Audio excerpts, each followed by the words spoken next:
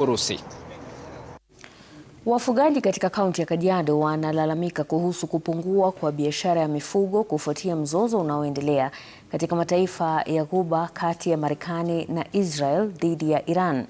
Kwa sasa wafugaji ambao bado wanajikwamua kutokana na ukame uliodumu kwa miezi kadhaa wanasema biashara ya nyama imedorora pakubwa baada ya uuzaji na usafirishaji wa nyama kwenda Mashariki ya Kati kusitishwa.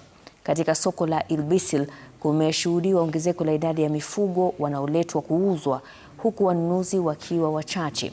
Hali hii imesababisha kushuka kwa bei ya mifugo, jambo linalowasikitisha wafugaji ambao wanasema mzozo huo wa Mashariki ya Kati sasa unasababisha hasara kubwa.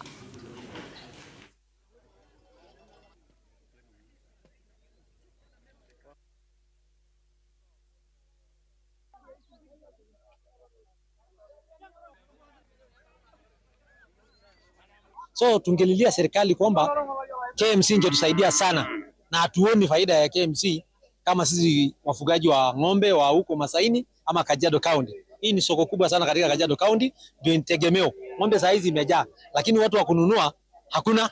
Soko letu ni hii ambayo sisi tunakimbilia hapa, tunanunua ng'ombe Tanzania na tunauza hapa, lakini tunaona hii vita iliyotoka sasa hivi imeadhiri sana.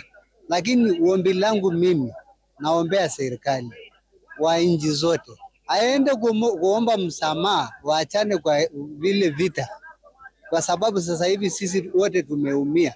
Tunanunua ng'ombe mingi, tunafanya biashara mpaka saa 11 na tunanunua ng'ombe mingi na tunaiuza, na wanunuzi wale wanachinja ng'ombe na kupeleka huko Middle East walikuwa wakinunua ng'ombe mingi. Saa hii tunaanza soko saa 3 na saa 6 soko imeisha na hakuna ng'ombe imeuzwa. So tunaona hata pia sisi tunaathirika kwa sababu ya hiyo vita ya Middle East.